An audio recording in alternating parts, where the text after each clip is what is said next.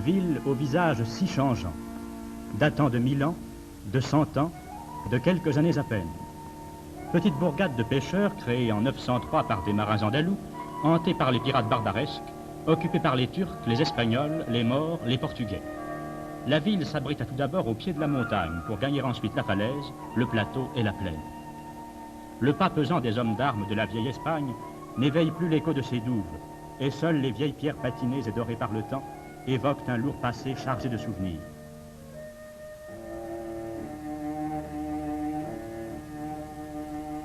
Vieille ville pleine de charme, jeune cité débordante de vie et s'élançant chaque jour à l'assaut du présent.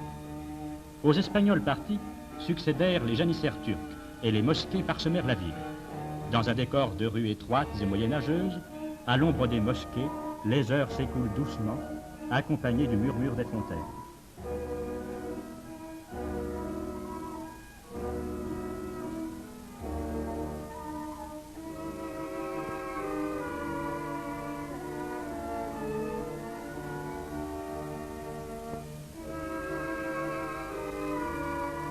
Vestiges du passé toujours vivant, les minarets se dressent, liés fraternellement au clocher des églises.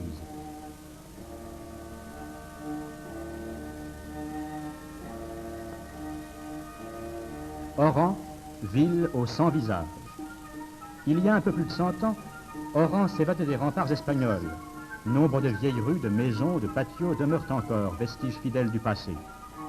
Dans un cadre provincial, on rêve devant le porche d'une vieille maison. À quelques pas de là, on pénètre dans le frais patio d'une maison hispano-mauresque. Vieille maison de l'époque des diligences, où les vétustes solives voyaient se reposer sous elle le voyageur fatigué par un voyage long et souvent dangereux. Cité toujours méditerranéenne, où, entre deux toits de tuiles moussues, un bateau dort ou voit le jour en pleine rue.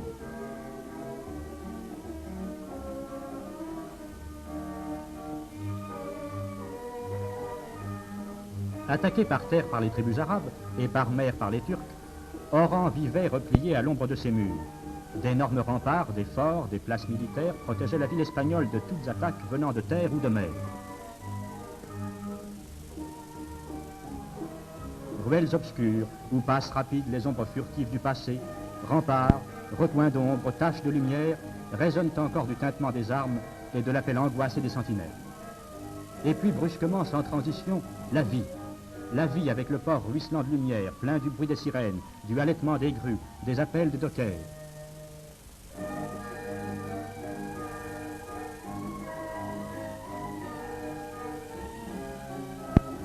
En 1830, Oran comptait 7000 habitants, 100 000 en 1906, 200 000 en 1936, 250 000 en 1948. En 120 ans, soit 4 générations, sa population a augmenté de plus de 250 000 âmes. La superficie de la ville est passée de moins de 15 hectares à 1500 hectares et le centre se déplace constamment suivant la création de nouveaux faubourgs, le percement de nouvelles artères. Petit à petit, Oran monte à l'assaut de la falaise vers la vie, la lumière et le plateau, débouché des richesses de l'intérieur du pays. Le passé s'endort. Oran, ivre de lumière, a atteint le plateau, les ravins sont comblés, les collines nivelées, et Oran moderne voit le jour. En quelques 50 ans, une ville immense va surgir.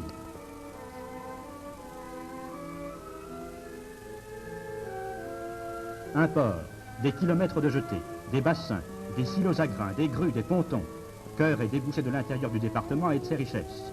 150 hectares de plans d'eau abrités, 40 grues, près de 600 chalands, 30 remorqueurs, 15 km de voies ferrées, plus de 20 000 mètres carrés de magasins permettant le stockage et la manutention des marchandises les plus diverses.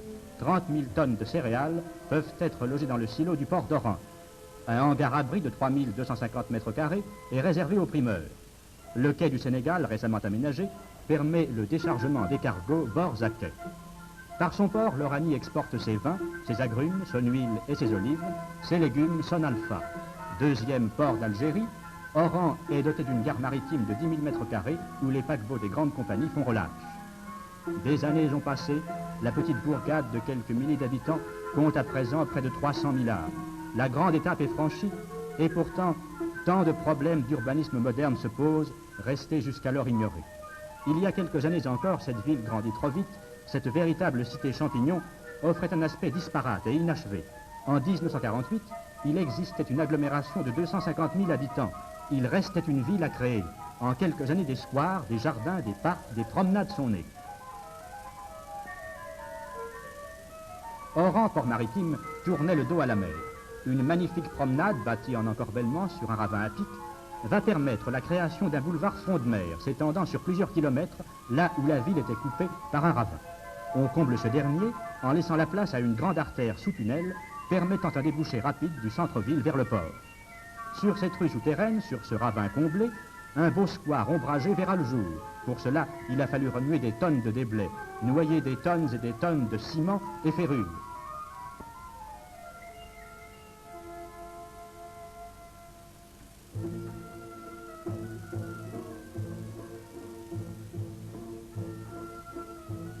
En quelques années, un immense réseau d'égouts apporte la salubrité à des faubourgs industriels et ouvriers qui permettent de décongestionner la grande ville.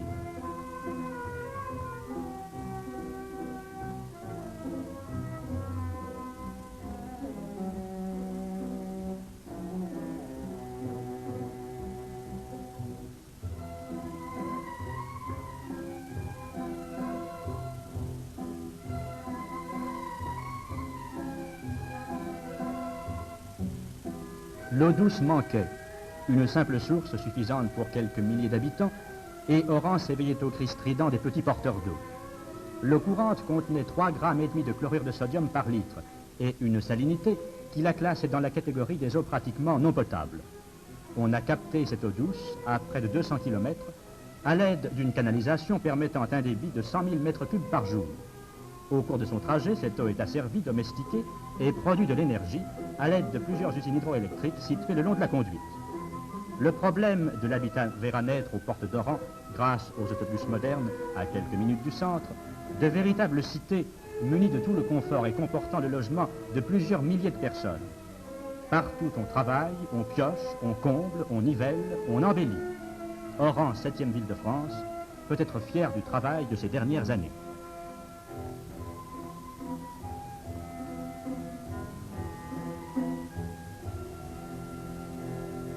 Tous les ans, dans le splendide cadre de verdure du parc municipal, la grande foire exposition internationale d'Oran concrétise les richesses de la ville et de son département et montre l'activité industrielle et commerciale des Oranais.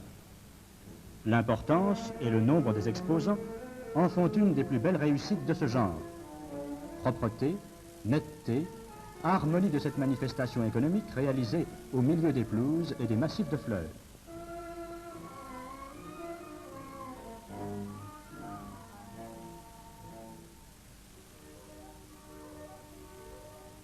Au centre de l'exposition, la fraîcheur de l'eau et le calme reposant du lac, où glissent lentement les cygnes indifférents.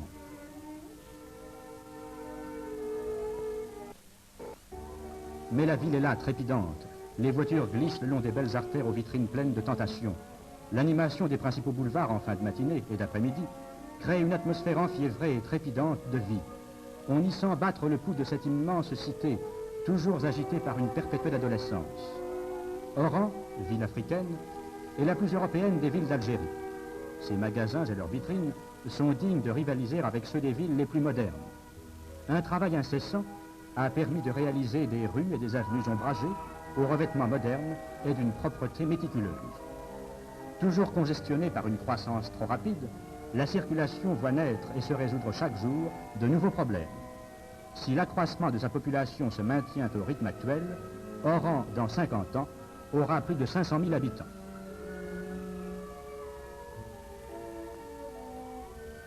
Îlot plein de calme et de verdure, au milieu de cette agitation, les squares et les places ombragées sont à peine troublés par le murmure des fontaines.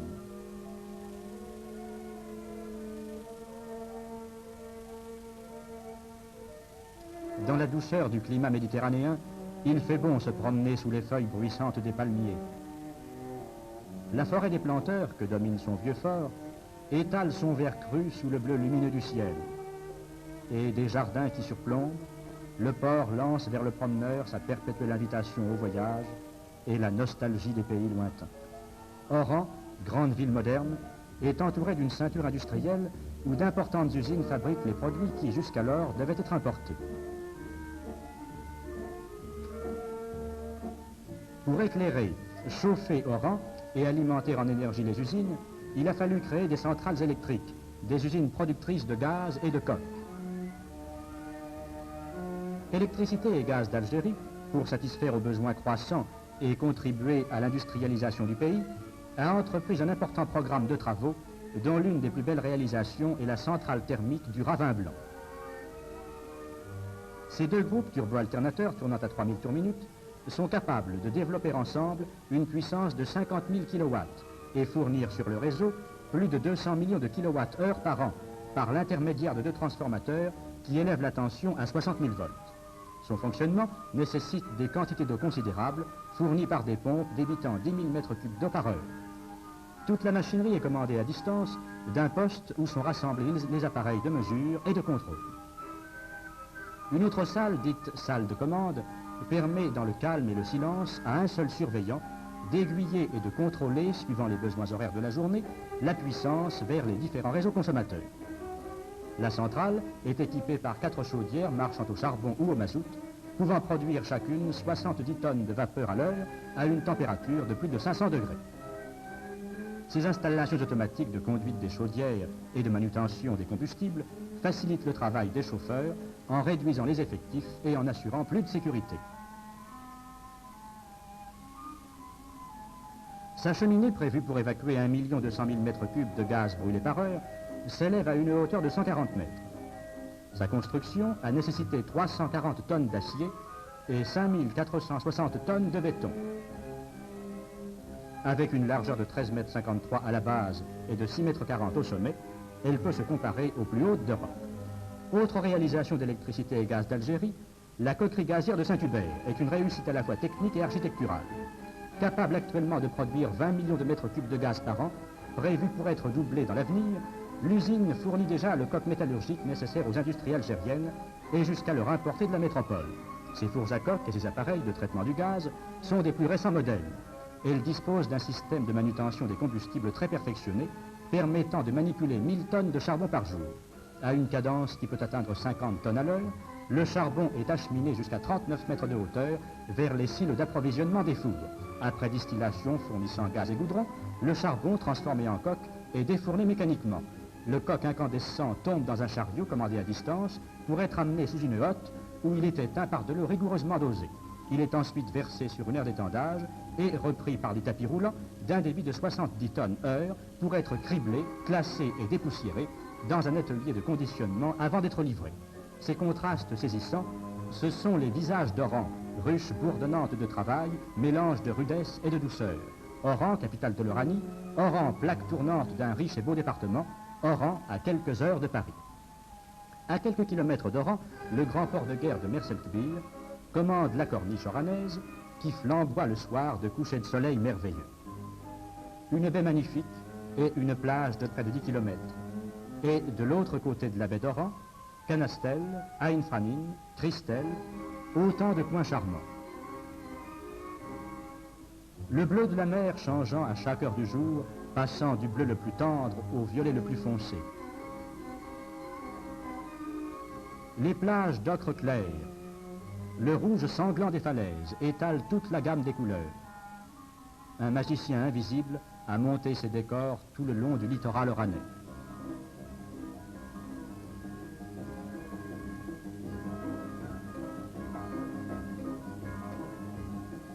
Coin sauvage et désert, où l'air, les rochers, chaque chose vibre dans la lumière.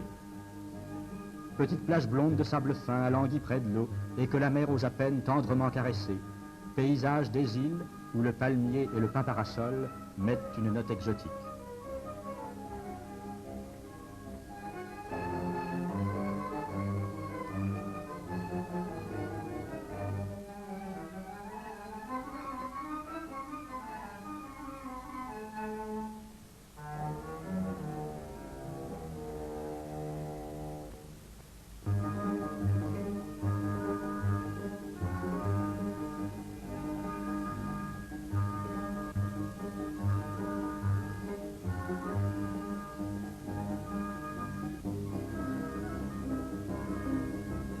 Oui, les Oranais sont heureux.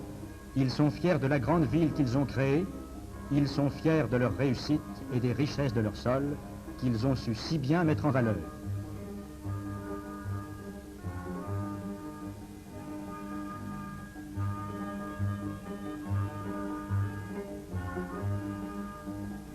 Septième ville de France, deuxième port d'Algérie, premier par ses exportations et importations, grande ville industrielle et commerciale, capitale de la plus grande région vinicole d'Algérie, Oran, regardant l'avenir, est digne de son passé. Tout était à créer, tout était à faire. En quelques années, Oran est devenu une grande cité digne de ses habitants. Autobus moderne succédant au vieux tramway agonisant, circulation et voirie, aménagement des jardins, des squares et des places, nettoiement avec ses 60 véhicules dont 25 entièrement neufs, représentant plus d'1 milliard, ses 500 balayeurs nécessitant une paie de 120 millions par an, adduction d'eau,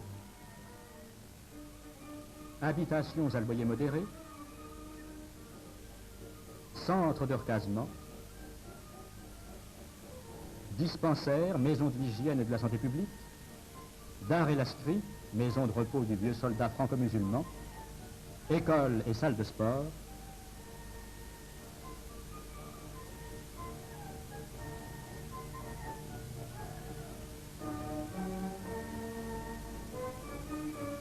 grands travaux et égouts. Rien n'a été laissé au hasard, rien n'a été oublié. 300 000 habitants, issus de plusieurs races et de plusieurs religions, se sont fondus dans cet immense creuset qu'est leur ville, pour faire avant tout une race d'hommes fiers d'Oran et du travail accompli en commun pour le plus grand renom de la France.